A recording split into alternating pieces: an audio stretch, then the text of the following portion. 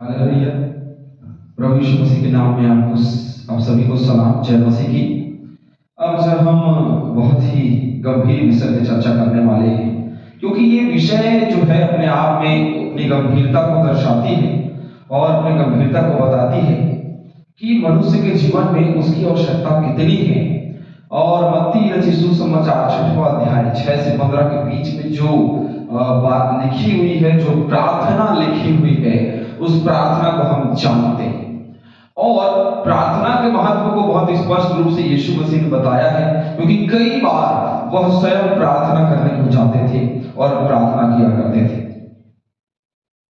बहुत आराम से, बहुत इत्मीनान से, बहुत शांति के साथ में, सच्चे मन सच्चे हृदय से उसकी प्रार्थना करने की जरूरत होती है। और जैसे ही हम उसे प्रार्थना करते हैं, हमें बहुत सारी चीजें मिलती हैं। कई बार मनुष्य की जिंदगी में हम क्योंकि प्रभु यीशु मसीह जब गतसमनी के बाग में गए, तो जब गतसमनी के बाग में वो गए तो उनकी प्रार्थना थी कि यह कटोरा मेरे सामने से टल जाए, जबकि ऐसा होने वाला बिल्कुल भी नहीं था। वो कटोरा जो उसके पास में था वो टल नहीं सकता था। जो दुख उठाना है वो इसलिए उठाना है कि बहुतों के पाप की छुड़ौती की उसका लहू बहाया जाए, तो वो हो नहीं सकता, लेकिन प्रार्थना में उसने मांगा। और कई बार ऐसे ही हमारा मनुष्य का जीवन भी है, कई बार ऐसी प्रार्थनाओं में कई चीजों को मांगते हैं जो हमारे लिए नहीं हो सकता है, क्योंकि वो पिता की इच्छा के अनुसार है। कुछ बातों को हम देखेंगे, कई बार हमारे मनों में सवाल उठते हैं कि प्रार्थना किस प्रकार से की जाए, प्रार्थना कैसे की जाए, प्रार्थना का क्या रूप होना चाहिए, प्रार्थना का क्या प्रारूप होना चाहिए, और किन किन चीजों पे हम मांग सकते हैं। ये सारी बातें जो है वो कही जाती हैं। तो हम प्रार्थना के रूप में आज के इस वचन को बहुत स्पष्ट तरीके से देखने वाले हैं। याकूब की पत्री उसके 4 अध्याय 3 पद में लिखा है, तुम मांगते हो और पाते नहीं, इसलिए कि बुरी इच्छा से मांगते हो ताकि अपने भोग विलास में उड़ा दो। देखिए, तुम मांगते हो और पाते नहीं लिखा है। कई बार मनुष्य जो है वो मांगता है और उसको नहीं मिलता, और सवाल यह उठता है कि हमें क्यों नहीं मिल रहा है, हमको क्यों नहीं दिया जा रहा है, क्या ऐसी समस्या है जिस वजह से हमको मिल नहीं पा रहा है। तो हमको पाना है, हम जब मांगते हैं तो वो हमको मिलनी चाहिए, लेकिन वो हमको मिलती नहीं। क्यों? क्योंकि कई बार मनुष्य बुरी इच्छा से मांगता है। अब कई प्रार्थना हमारी ऐसी होती है कि सामने वाला व्यक्ति जो है उसने हमारे साथ में ऐसा किया तो उसके साथ में बुरा हो जाए। कई बार हम ये नहीं बोलते, लेकिन हमारे मन में किसी के प्रति बुराई होती है, और बुराई होने के साथ हम पहुंच जाते हैं प्रार्थना करने, और बुराई के साथ में जो प्रार्थना करने पहुंचे उसके लिए यीशु मसीह स्पष्ट रूप से यह कहते हैं कि तू पहले अपने भाई से जाकर के क्या कर, क्षमा मांग, तो तुम्हारी भेंट और प्रार्थना ग्रहण की जाएगी। बहुत स्पष्ट रूप से लिखा भेंट ग्रहण। यदि भेंट ग्रहण की बात है तो प्रार्थना करना और प्रार्थना की विनती को सुनना और ग्रहण करना भी वैसे ही बात है। तो बुरी इच्छा से मांगना और बुरी इच्छा से जो मांगता है उसको नहीं मिलता। और दूसरे लाइन में लिखा, ताकि अपने भोग विलास में उड़ा दो। अब ये भोग विलास की बात है, तो कई बार मनुष्य का जो जीवन है वो भोग विलासिता का जीवन होता है। कई बार वो केवल संसार के लिए जीवित हैं, आत्मा में वो जीवित ही नहीं है, संसार के लिए मांगते हैं। संसार में ये मेरे साथ में नहीं है, ये साधन नहीं है, ये साधन नहीं है, नौकरी नहीं है, अच्छा पढ़ाई में अच्छा नंबर आ जाए और एक नौकरी मिल जाए, ये हो जाए, वो हो जाए, अच्छा वर मिल जाए, अच्छा वधु मिल जाए, अच्छा पत्नी मिल जाए, अच्छी पत्नी मिल जाए, अच्छा पति मिल जाए। और इस प्रकार से हमारी संसार की मांग होती है, और संसार की मांग में हमारा जीवन निकल जाता है। पूरा जिंदगी एक मनुष्य का पूरा जिंदगी सिर्फ इस मांग में गुजर जाता है कि संसार में मुझे क्या चाहिए। सोचने की बात है कि संसार में यदि मुझे चाहिए तो प्रभु ने स्वर्ग क्यों बनाया है। हालेलुया, हालेलुया, मैं सही हूं। यदि पृथ्वी में सब कुछ पूरा हो जाता तो स्वर्ग को बनाने की जरूरत नहीं थी, लेकिन स्वर्ग इसलिए बनाया ताकि पृथ्वी में हम कमाएं, और जो कमाया हुआ धन है वो स्वर्ग में काम आए। और संसार में कमाया हुआ धन यही रहेगा, उसमें खून और कीड़े खा जाएंगे भैया, और साथ में यह भी होगा कि उसको लूट खसोट मच जाएगी जब हमारी मृत्यु हो जाएगी।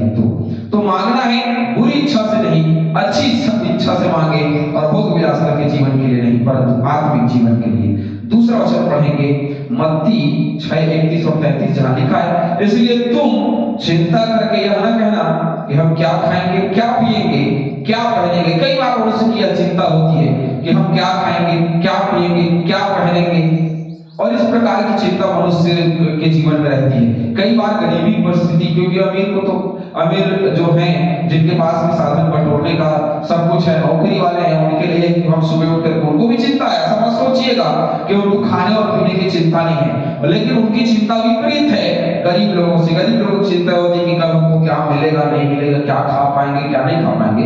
लेकिन अमीर लोगों की चिंता होती है कि कल सुबह नाश्ते में क्या बनेगा, दोपहर के खाने में क्या बनेगा और शाम के खाने में क्या बनेगा। इस मेन्यू को लेकर के वो चिंता करते रहते हैं कि हम क्या खाएंगे, क्या पिएंगे और क्या पहनेंगे। शादी पार्टी में हम जाने वाले हैं तो क्या पहनेंगे, क्या हमारा वस्त्र होना चाहिए। लेकिन गरीब व्यक्ति वह सोचता है कि मैं क्या पहन पाऊंगा उस कार्यक्रम में जाकर के, उस पार्टी में जाकर के मैं क्या पहन पाऊंगा, इसकी चिंता होती है। तो संसार में, इस जगत में जो खाने और पीने और पहनने की चिंता करता है, क्या उसकी प्रार्थना सुनी जा सकती है?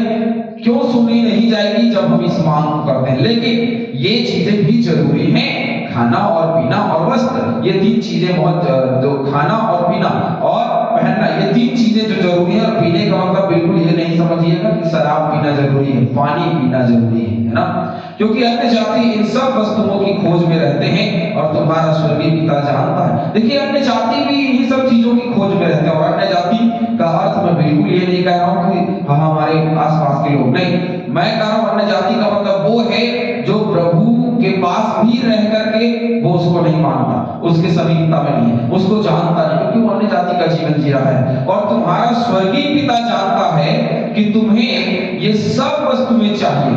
अब ये स्वर्गीय पिता जो है, हमारा परमेश्वर जानता है कि ये सारी चीजें हमको चाहिए, इसीलिए पहले तुम परमेश्वर के राज्य और धार्मिकता की खोज करो तो ये सब वस्तुएं तुम्हें मिल जाएंगी। देखिए, बहुत स्पष्ट रूप से यहाँ पे वचन कहता है कि इसलिए पहले तुम परमेश्वर के राज्य और धर्म की खोज करो।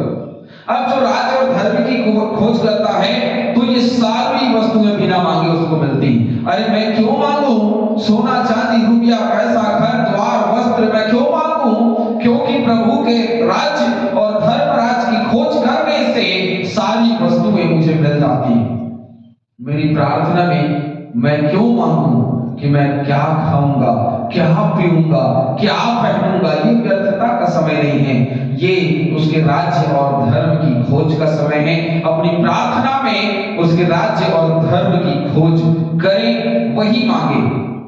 लूका 11:9, और मैं तुमसे कहता हूं कि मांगो तो तुम्हें दिया जाएगा, ढूंढो तो तुम पाओगे, खटखटाओ तो तुम्हारे लिए खोला जाएगा। यही बात मत्ती 7:7 के आगे भी लिखी हुई है ना। और मांगो तो तुम्हें दिया जाएगा, ढूंढो तो तुम पाओगे, खटखटाओ तो तुम्हारे लिए खोला जाएगा।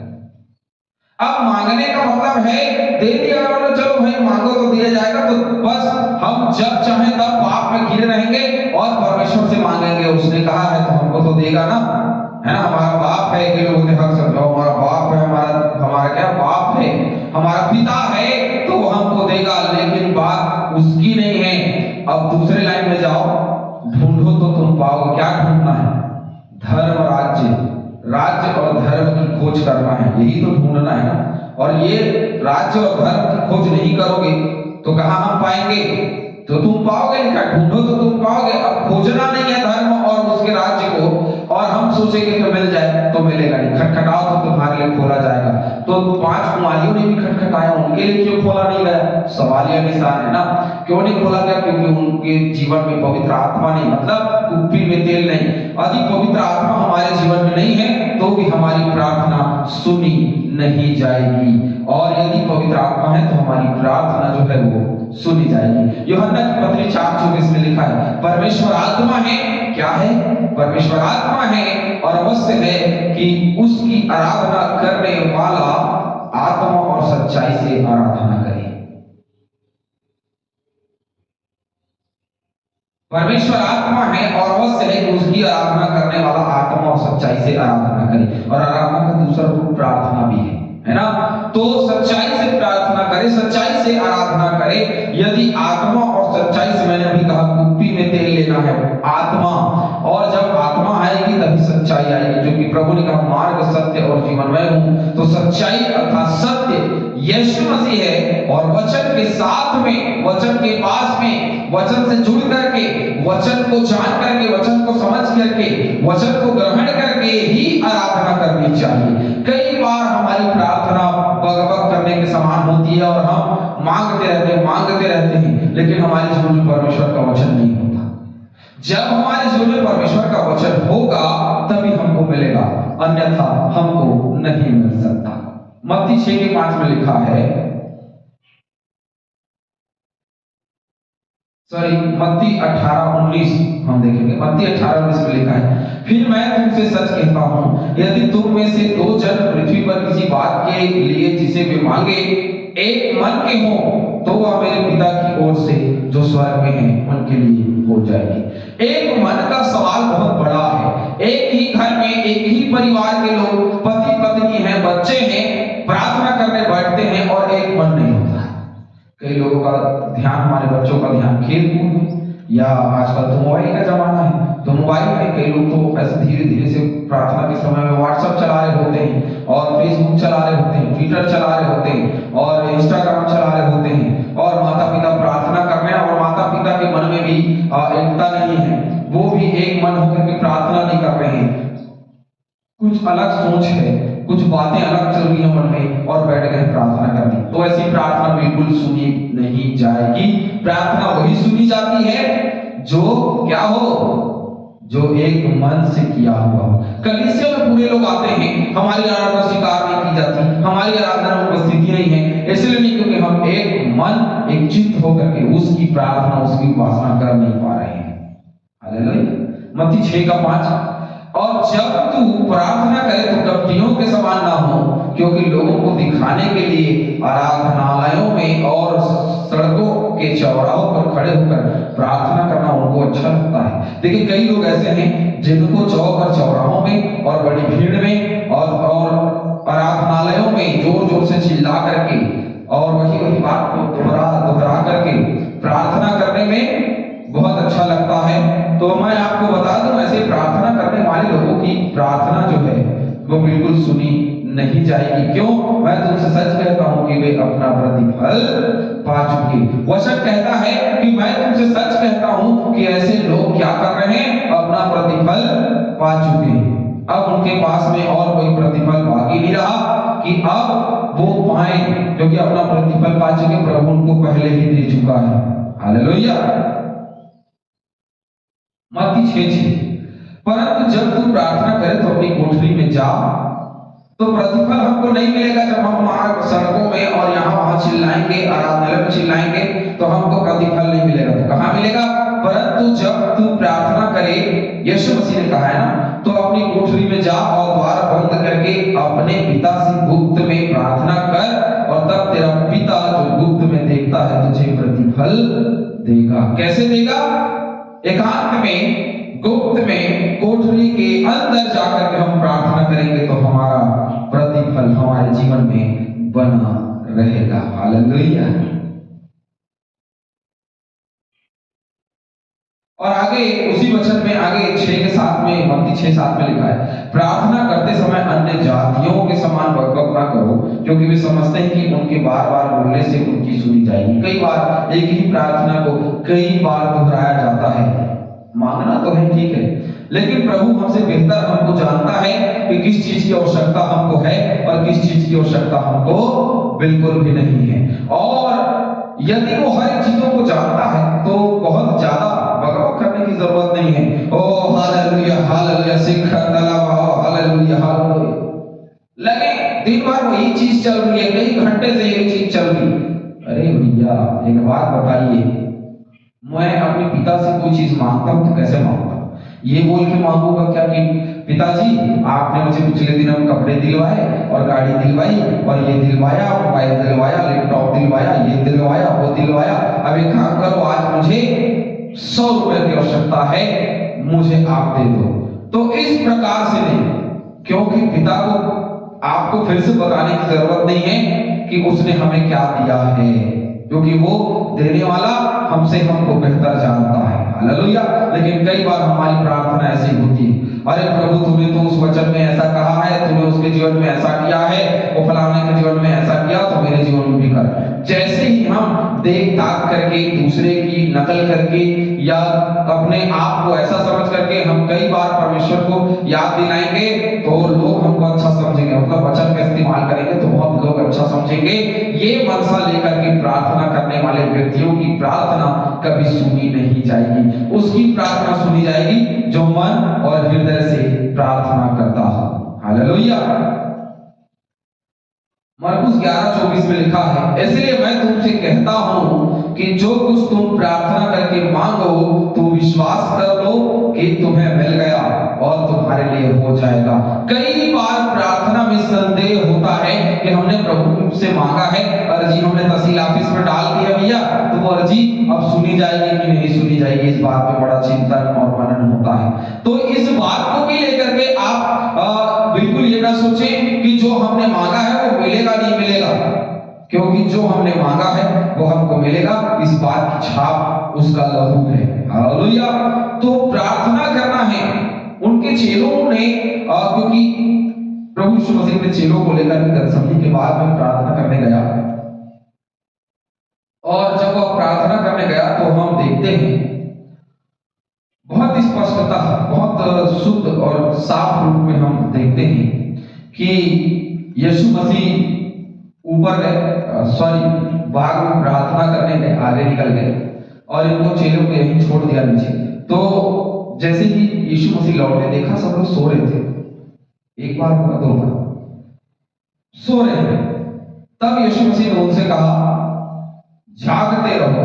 मैंने तुमको 2 घड़ी जागने के लिए बोला था, तुम नहीं जाग सके, जागते रहो ताकि तुम परीक्षा में ना पड़ो, जागते रहो, प्रार्थना करते रहो ताकि तुम परीक्षा में ना पड़ो। हर एक व्यक्ति जो प्रार्थना नहीं करता वो परीक्षा में पड़ता है, और जो प्रार्थना करता है वो हर एक परीक्षा से आगे निकल जाता है, क्योंकि शैतान चाहता है कि हम प्रभु में आगे ना बढ़े, परंतु हम निरंतर गिर जाएं। हालेलुया।